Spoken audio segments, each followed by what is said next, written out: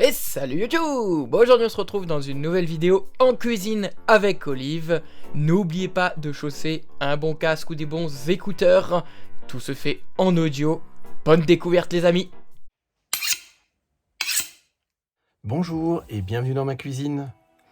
Pour aujourd'hui, je vous propose des cailles avec une sauce à l'orange. Alors vous allez chez votre volailler, vous achetez une caille par personne. C'est pas très gros, mais après ça se déguste. Une caille ça coûte environ 4 € pièce. Donc vous voyez après, selon votre budget, si vous avez envie de compter une caille et demie par personne. Vous pouvez demander à votre volailler qu'il vous les coupe en deux. Moi, personnellement, je les laisse entières. Je trouve que la viande est plus étirée quand elle est bien sur la carcasse.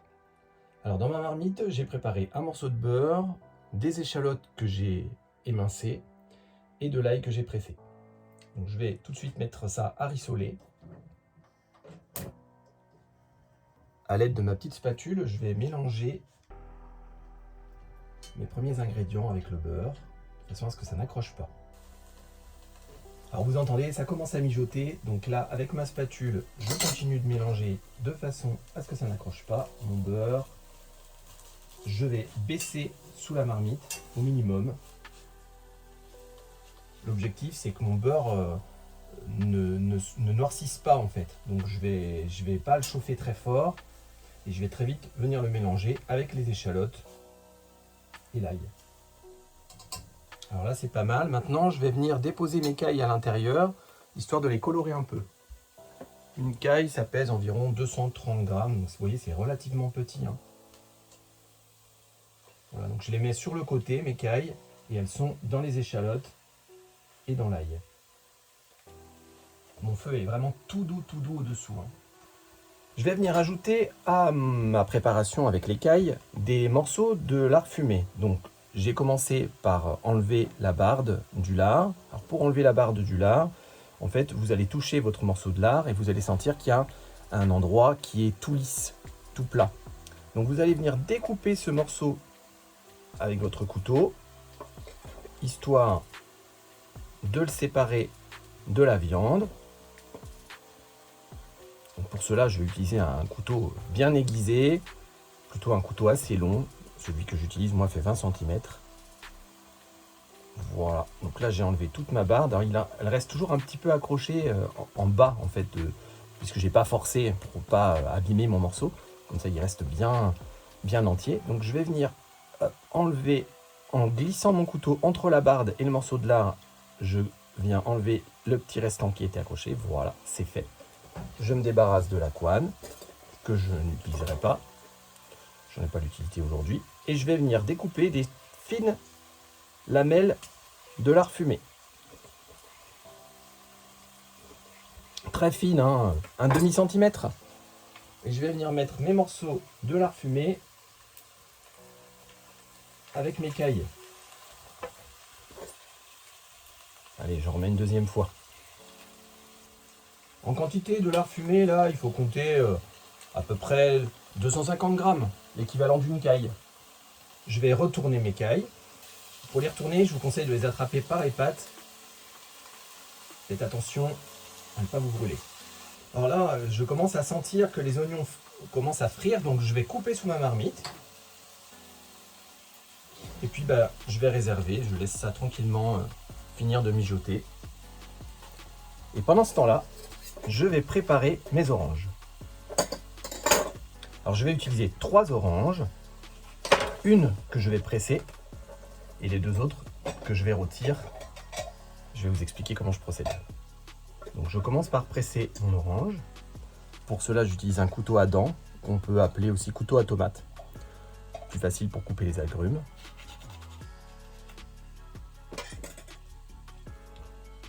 J'ai mon petit presse-agrumes en inox.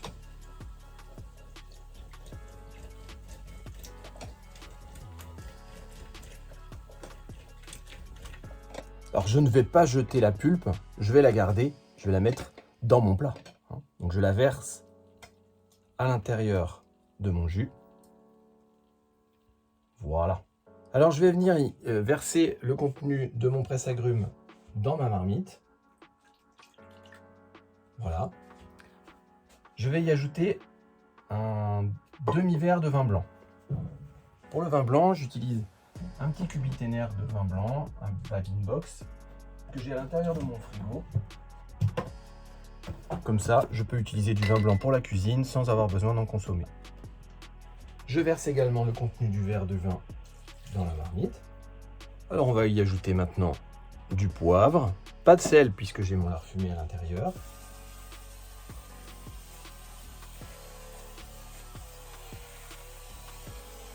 Et pour parfumer ma sauce, je vais y mettre du piment d'Espelette. Alors là, j'y vais franco, j'en mets pas mal. Ça va venir contrebalancer le côté un petit peu sucré de la sauce à l'orange. Maintenant, je vais mettre la marmite à mijoter pendant une petite demi-heure. Alors, pendant que ça mijote, je vais travailler les deux autres oranges que j'ai. Je vais commencer par prendre un petit morceau de beurre que je vais mettre dans une poêle. L'équivalent de 50 grammes de beurre à peu près. Moi, j'y vais à l'instinct, mais si vous voulez peser vos ingrédients, je dirais 50 grammes. J'allume sous ma poêle et je vais laisser fondre le beurre doucement à feu doux. Et pendant ce temps-là, je vais préparer les oranges. Alors en fait, ce que je vais faire, c'est que je vais les couper en tranches épaisses. Je vais d'abord enlever la tranche du dessous de l'orange, très fine, d'accord? Ce sera de l'écorce, donc je l'enlève. Au passage, je vous précise que je choisis de travailler avec des oranges bio, puisqu'on va consommer la peau de l'orange. En tout cas, elle va servir à faire le plat, et elle sera donc à l'intérieur du plat. Et donc, on préférera des fruits non traités. Je fais la même chose avec la deuxième orange. Donc j'enlève les peaux des extrémités, là où vous avez la fleur. Vous entendez ma marmite, elle commence à mijoter là, donc je vais vraiment mettre mon feu tout doux. Voilà. Mon beurre est quasiment fondu.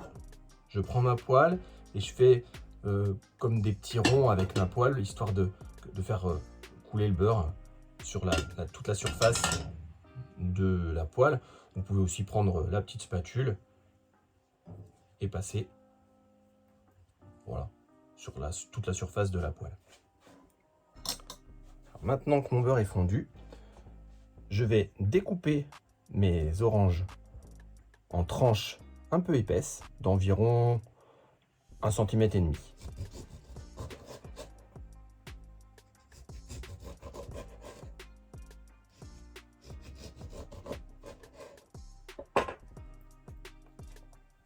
Et mes tranches d'orange, je vais les mettre dans ma poêle, sur une des faces. Je procède de même avec la deuxième orange. Donc évidemment, en fonction du nombre d'oranges que vous aurez à faire, vous choisirez une poêle plus ou moins grande. On va laisser les oranges mijoter tranquillement dans le beurre. Je vais venir y mettre un petit peu de cannelle. Pas trop, parce qu'il ne faut pas non plus que ce soit trop fort. Voilà, ça sent très bon. Voilà, j'ai fait quelques petits coups de poignet, hein. J'ai un petit déversoir avec une grille. On va laisser les oranges rôtir là.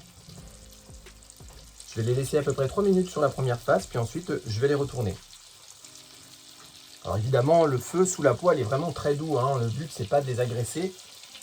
C'est vraiment de les faire rissoler tranquillement pour qu'elles caramélisent un peu. Et alors, à l'odeur, ça libère vraiment les senteurs de l'orange. C'est vraiment délicieux, hein. Là, je suis pas mal. Je vais pouvoir retourner. Donc, à l'aide de ma spatule, je viens la glisser sous la tranche d'orange et je la retourne. Évidemment, on y va prudemment pour ne pas se brûler.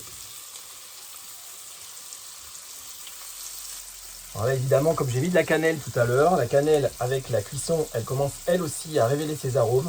C'est vraiment délicieux. Là aussi, je laisse 3 minutes sur cette face. Voilà, maintenant que mes oranges sont cuites, je coupe sous ma poêle. Et puis, je vais laisser tranquillement la marmite mijoter. Lorsque je vais Arrivé à 25 minutes de cuisson, entre 25 et 30 minutes de cuisson, je vais venir incorporer mes tranches d'orange à l'intérieur de ma marmite et je vais laisser mijoter encore 5 à 10 minutes à feu très doux. Et ensuite, il n'y a plus qu'à servir. Voilà, je vous souhaite très bon appétit et je vous remercie de m'avoir écouté.